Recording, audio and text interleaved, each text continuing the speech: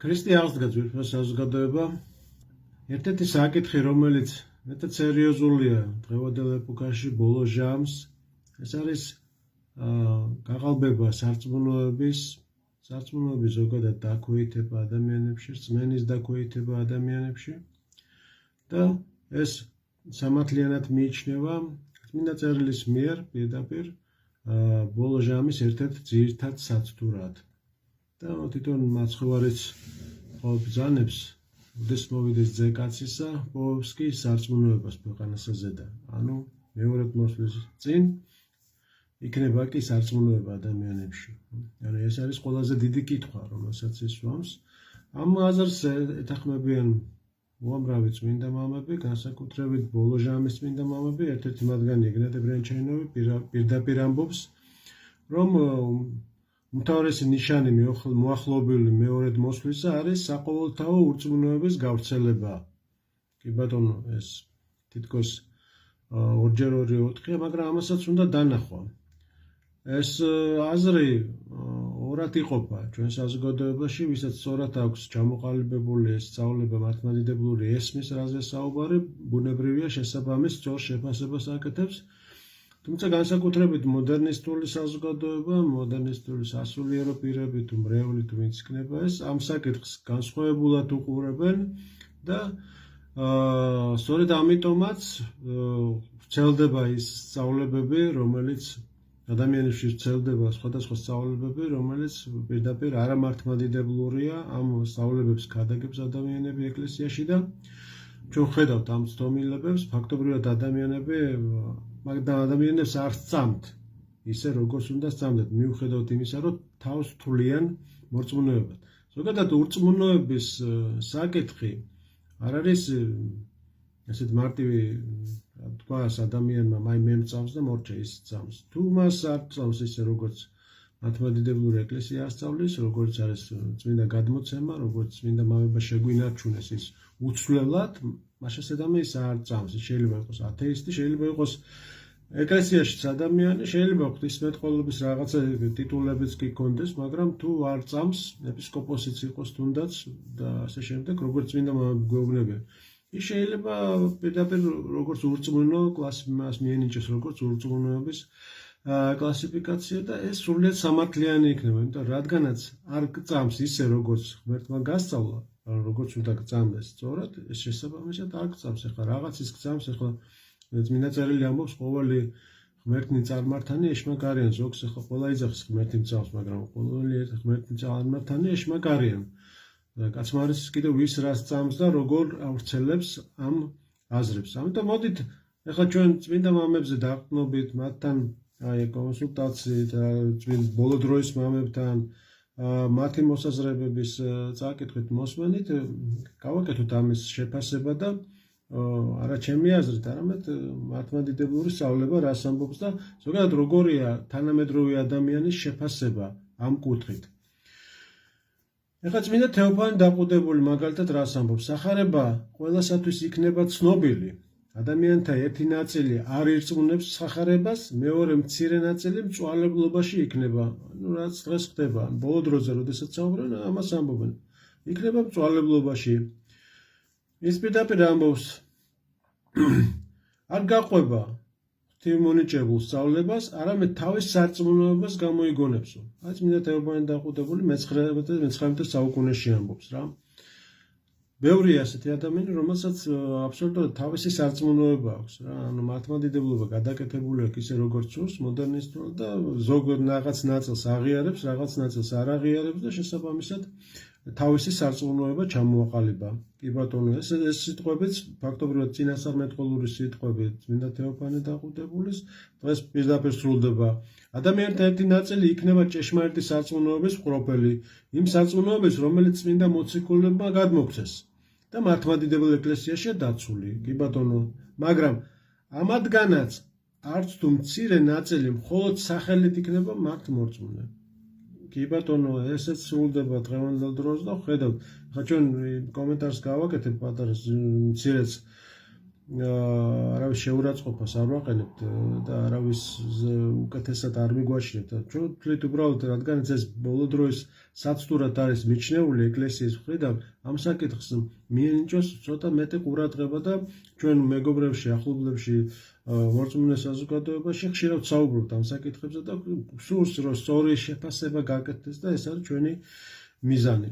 ამიტომაც ვსაუბრობთ ამ საკითხებზე. ეხლა ჩვენი ბოლო დროის ერთ-ერთი გამოჩენილი მართლმადიდებელი მოძღვარი მამა რაფაელი რას ამბობს გარელინი?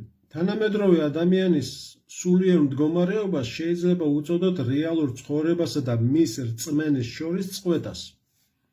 ანუ ხედავთ პირდაპირ ამბობს. რწმენასა და მის რეალურ ცხოვრებაში გაწყდა ეს კავშირი.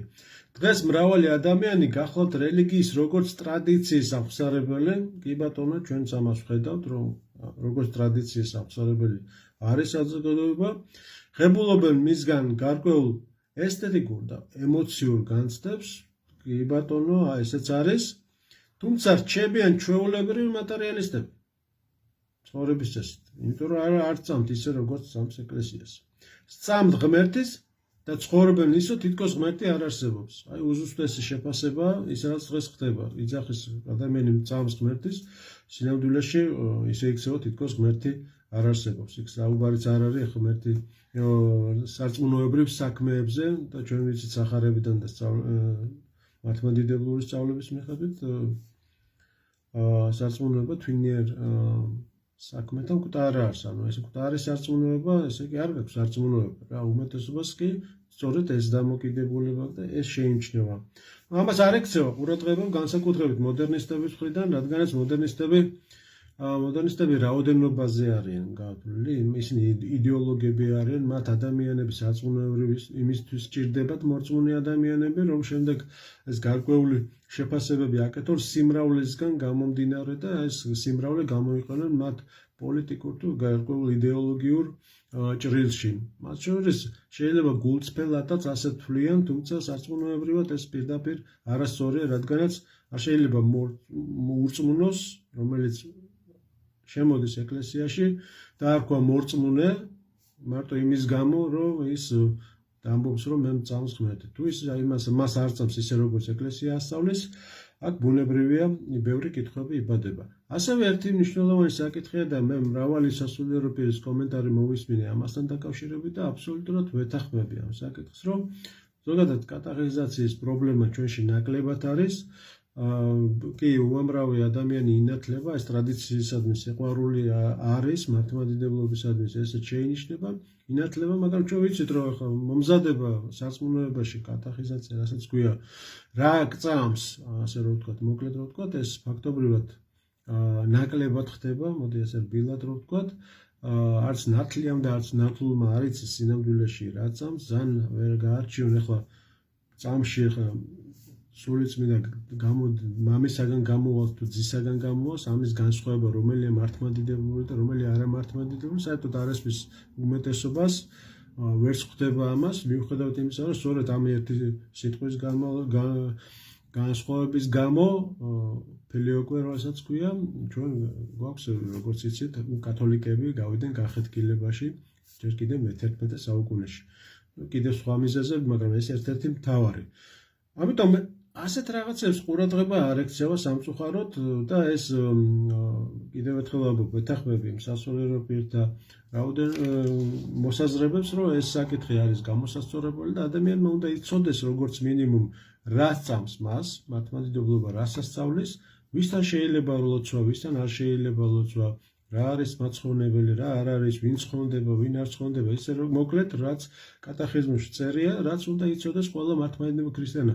არა იმიტომ, რომ ვიღაცას ასე უნდა და რაღაცა ღვთისმეტყველური სიბრძნეებში, მაგას ჩვენ არ ვსაუბრობთ, მაგაზე არ ვლაპარაკობთ, ჩვენ უბრალოდ ვლაპარაკობთ ამაზე, უბრალოდ ელემენტარული საკითხი, უნდა იცოდეს თუ არა დღევანდელ მართლმადიდებლურმა ქრისტიანმა, ეკლესია ამბობს, რომ უნდა იცოდეს. მეტის არაფრის თქმას ჩვენ არ ვაპირებთ. ახლა რას ამბობს არქიმანდრიტი ლაზარე, ჩვენი დროის ერთ-ერთი გამოჩენილი მამა, არც გარდაცვლილი, აი შეფასებას როდესაც აკეთებს, უკანასკნელ ჟამის ქრისტიანობა ძველისაგან მხოლოდ მის გარს ისესხებს, შინაარსი კი შეუმჩნევლად შეიცვლება, ახალი სულით. ცხოვრების სულ სხვა სტილით, აზროვნების სხვა წესით და სხვა ფასეულობებით. კი ბატონო, დღეს ახლა რო ვკითხულობთ მამათა სწავლებებს მართლმადიდებლობას და ვადარებთ იმას, რაც დღეს ხდება, მათ შორის უმეტესობა სასულიერო პირები ლაპარაკობენ სამწუხაროდ ვამბობ ამას, არ ემთხვევა პირდაპირ მართლმადიდებულ სწავლებას და ამ რეალობაში ჩვენ ვცხოვრობ და აი არქიმანდრიტი ლაზარე ამას პირდაპირ გვაფრთხილებდა, ასე რომ ვთქვათ, თავის ნაშრომებში. ეხლა წმინდა ეგნატე ბრიანჩაინოვი, ბოლო დროის მე-19 საუკუნის გამოჩენილი მამა, ერთ-ერთი ესეთი სწორი შეხედულების, რომელმაც აი მკაფიოდ ჩამოაყალიბა ის დროის სული, რომელიც პრობლემა არის ჩვენ საზოგადოებაში, ბოლო დროის ჟამის საზოგადოებაში და ის ამბობს, ქრისტეს რწმენა თვითნებაზე მიუშვეს. აი ეს საწუნოებად. ქრისტეს ცნებების მიხედვით ცხოვრება კი უარყვეს. აი, სწორი უზუსტესი განმარტება, რის გამოც სარწმუნოება ვერასგზით ვერ გადავა დაწყებითიდან ქმედითში, ვერევითარ შემთხვევაში ვერ გახდება ცხოველი, ანუ სულიერი. და შემდეგ ამბობს, სარწმუნოება თვინია საქმე და მკვდარ არის. წმინდა წერილი სიტყვებს აბსოლუტურად ვეთანხმებით ამ სიტყვებში წმინდა ეგნატეს სრული ზუსტი შეფასება უბრალოდ უფრო გამწვავებულია ჩვენს დღევანდელ დროში. შემდეგ მამა ლაზარე განსაკუთრებულ სიყვარულს გამოიჩენდა წმინდა ეგნატე ბრიანჩაინოვის მიხედვით და ვინც იცნობს მის ნაშრომებს, ამაში დამეთანხმება. ის ამბობს, უკვე ეშმაკის ხრიკებზე ლაპარაკობს ამ ბოლო დროის რწმენასთან მიმართებაში, როგორ იმოქმედებს და რის შეცვლას შეეცდებაო და ზუსტად ამბობს, აქაც ნახეთ, ეშმაკი სახარების გარეგან სიტყვიერ ქადაგებას კი არ დააბრკოლებს, არამედ ქრისტეს მცნებების შესრულებას. ქრისტიანობის თვით არში წტომისა, იგი ყოველმხრივ შეეცდება ქრისტეს რწმენის გამიწიერებას და რაციონალიზებას.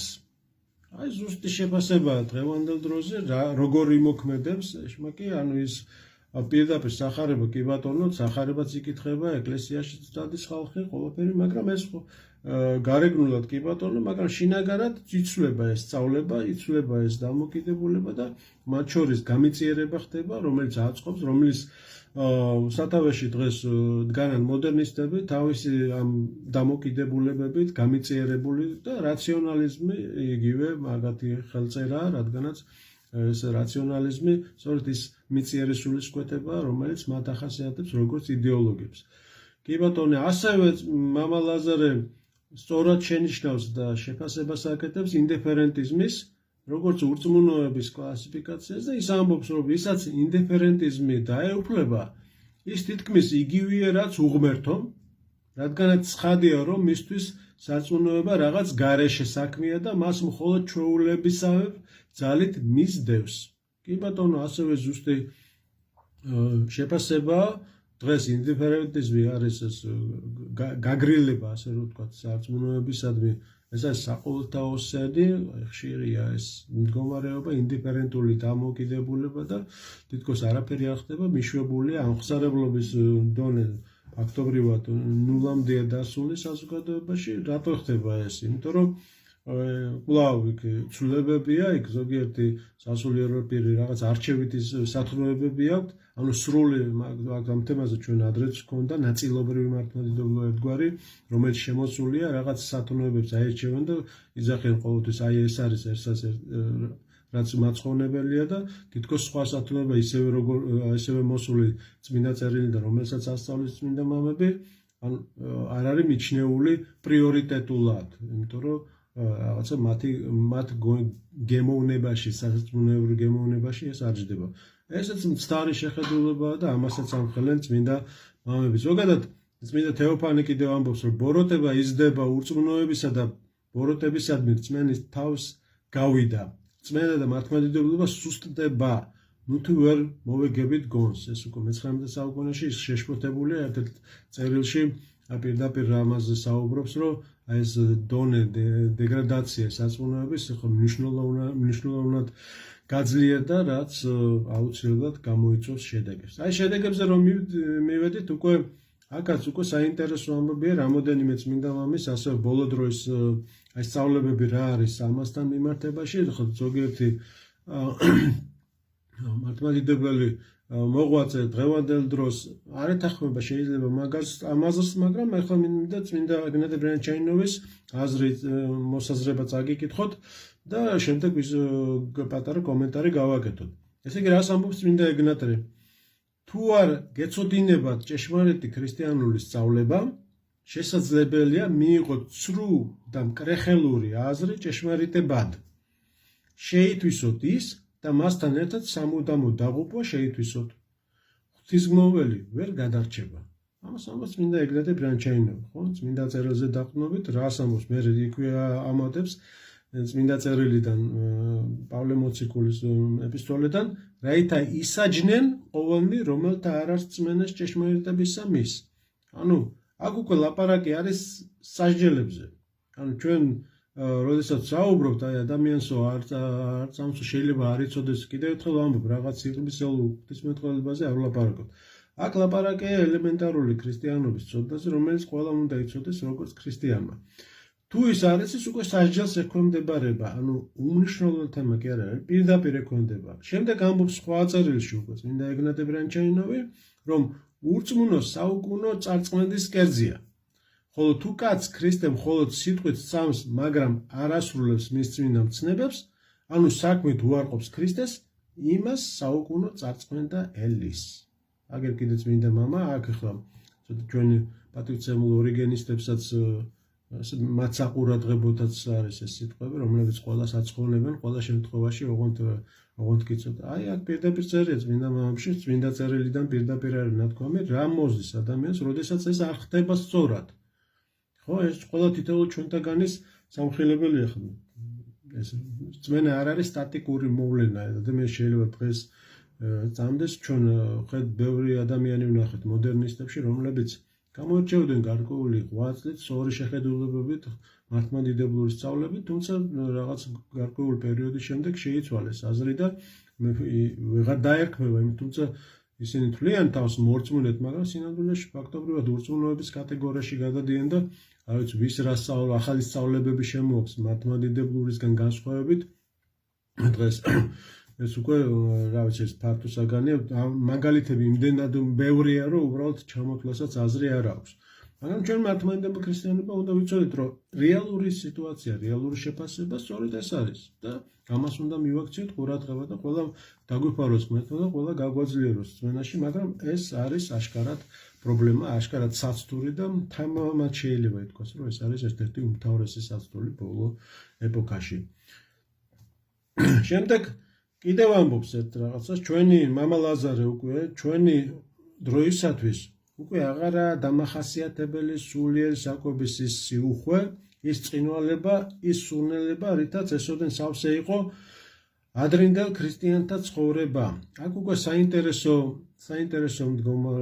პოზიციას საუბრობს მამა ლაზარე და ესეც მნიშვნელოვანია, ანუ დროის შეფასებას რო ვაკეთებ და სარწმუნოებრივი დეგრადაციის და ქვეითების შეფასებას რო ვაკეთებ, უნდა ვიცოდეთ მაშინ რა არის უფრო ერთგვარი ნორმა დამახასიათებელი ჩვენი დროისთვის, როგორ უნდა იღვაწოს ქრისტიანმა მართლმადიდებლურ ბოლო ეპოქაში, რა ღვაწლია მისთვის დამახასიათებელი. ბუნებრივია ეს რწმენა უნდა იყოს, მაგრამ ეს უკვე ბოლო მამებზე დაყრდნობით, მამა ლაზარე ამბობს, რომ აქ უკვე უნდა ვიყოთ ფრთხილნი, რადგანაც ის ძველი დრო, ძველი ღვაწლი აღარ არის დამახასიათებელი და შემდეგ უკვე წმინდა ეგნატე ბრიანჩაინოვის სიტყვები მოყავს თავის ნაშრომში, ვის გავს თანამედროვე ქრისტიანები, თანამედროვე მართლმადიდებლები და აქ რას ადარებს? ჩამოვალი მზე ცოცხლად წარმოგვიჩენს ჩვენი დროის ქრისტიანობის მდგომარეობას. ისევე ანათებს მზე ქრისტეს სიმართლით, ისევ გამოსცემს იგივე სხივებს, მაგრამ ისინი აღარ მოქმენენ არც იმ სინათლეს, არც იმ სითბოს, როგორც ჰქონდა ჩვენს წინამორბედ ხანში. აქ იგულისხმება ის მადლის უხვად მონიჭება, რომელიც ჩვენ ძველ თაობას, ძველ წმინდანებს, ჩვენ ისტორიულად, ტრადიციულად იყო და არსებობდა და შესაბამისად ეს ღვაწლიც იყო განსხვავებული. დღევანდელი დროისთვის კიდე არ არის შესაძლებელი და უკვე ჩამოვალ მზეს შეადარა დღევანდელი ქრისტიანები და ესეც უზუსტესი უზუსტესი შეფასება აქვე ნიკონ იღუმენ ნიკონი ვარაბიოვი ასევე ამბობს რომ ჩვენ დროისათვის დარჩა მხოლოდ ერთადერთი გზა ანუ განსაცდელთა დათმენა ხო ეს ბოლო დროის ერთ-ერთი გამოჩენილი მამა რომელიც კომუნისტების პერიოდში მოღვაწეობდა ის პირდაპირ ამბობდა ასევე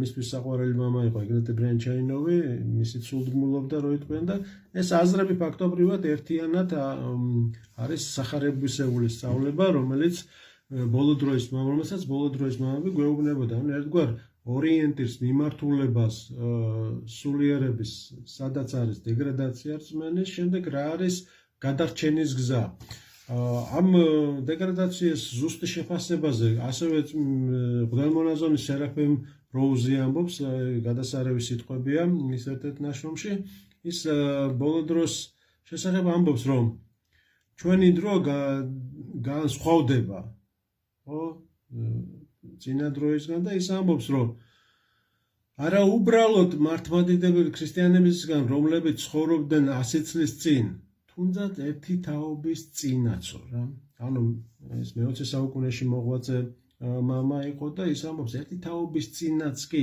სხვა განსხვავებული დამოკიდებულება იყო სარწმუნოებრივი და ეს უნდა ვიცოდეთ ჩვენ ამიტომ ეს იმისათვის რომ შევაფასოთ ჩვენი მდგომარეობა რეალური მდგომარეობა რა არის და სწორი დასკვნა გამოვიტანოთ დღევანდელ ცხოვრებაში აქ შემდეგ ჩვენი ბოლო დროის გამოჩენილი მამა წმინდა პაისი დაწმინდელი რომელიც ავიც მე მგონი ყველა მართლმადიდებელს უყვარს ის ესეთ მანუგეშებელ სიტყვას გვაძლევს და ნახეთ რაზე აკეთებს აქცენტს ზუსტად იმ პრობლემაზე რომელზედაც ჩვენ საუბრობდით ის ამბობს რომ მართლმადიდებლური სარწმუნოების შენარჩუნებისთვის და მისი სხვებისთვის გადაცემისთვის განსაკუთრებით შვილებისა და შვილიშვილებისთვის ყოველდღიური სინანულისათვის და ეკლესიის საიდუმლოებში რეგულარულად მონაწილეობისთვის გადარჩება ადამიანი 21 საუკუნისო რა ანუ პირველ რიგში ამბობს მართლმადიდებლური სარწმუნოების შენარჩუნებისთვის რატომ ამბობს ახლა ბოლო დროის წმინდა მამა ამ სიტყვებს რა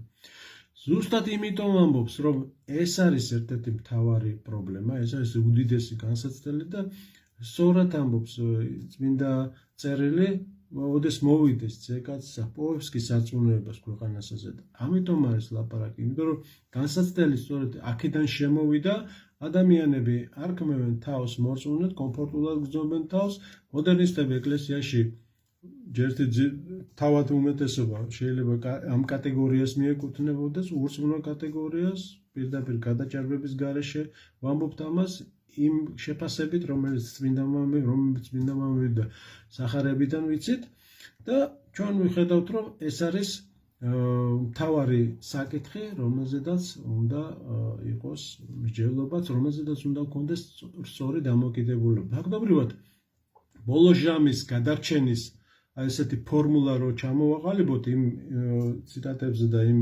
ამონარიდებზე რომელიც დღეს ჩვენ წავიკითხეთ და ეს ამონარიდები ძალიან ბევრია უბრალოდ ამის არ იყო ამის აუცილებლობა ამის გამოჩენის ფაქტობრივად ჩანს რომ პირველი რაც უნდა გქონდეს მართლმადიდებელ ქრისტიანს ბოლო ჟამს ღვაწლი მას არ იქნება მაგრამ სარწმუნოება უნდა გქონდეს რისიც წამს რო ღმერთი რო წამს სხვანაირად ის მადლს ვერ მიიღებს ეს პირდაპირ არის მამებს პირდაპირ უწევთ თუ არ გწამს ღმერთის როგორ შეიძლება ელოდო მისგან რაიმეს ანუ აქ ამოსავალი წერტილი სწორედ რწმენა ეს უდაოა შემდეგი რადგანაც ღვაწლი არ გვაქვს და აქ კიდევ ერთი პატარა კომენტარია აქ არის გულისხმობა რომ საერთოდ უნდა გაწყვიტოს ადამიანმა ღვაწლი და არაფერი არ აკეთოს და ეს ბუნებრივი არ იგულისხმება უბრალოდ აქ ზომიერებაზე ლაპარაკი რადგან წმინდა მამები ამბობენ ბოლო დროს განმარტება იმიტომ წაერთმევად ბოლო დროის ქრისტიანებს ეს ღვაწლი რადგან ის ბოლო დროის ქრისტიანები არიან ამაყები და ამპარტავნები შესაბამისად მცირედი ღვაწლის გამოც ეს თავში უვარდება და ჩვენ ხედავთ ამის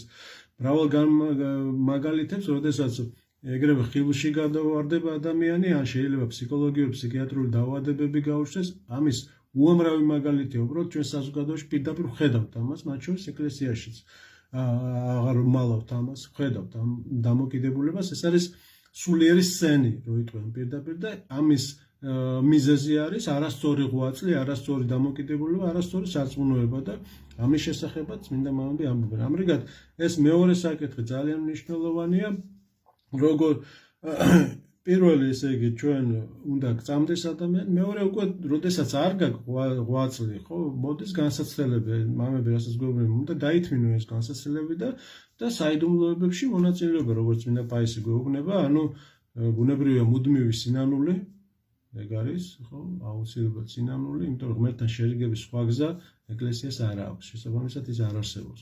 შერიგება ხდება სინანულით, ღმერთთან მუდმივი სინანული, მუდმივი ღვაწლი, მუდმივი სიკეთეები, სახარებისეული სიკეთეების კეთება, სიყვარული და ასე შემდეგ იმ სათნოებების, რომელსაც კარგად ვიცით ყველა, უბრალოდ ეს ყველაფერი, როგორც წმინდა ეგნატე ამბობს, ხშირად განცალკევებულად აქვს ადამიანებს ეს განაწილებული, მაგრამ როგორც კი შევწყვეტ ამას ერთიანი სწავლებით, ეს არის სწორედ მართლმადიდებლური სწავლება და ის არის მაცხოვნებელი.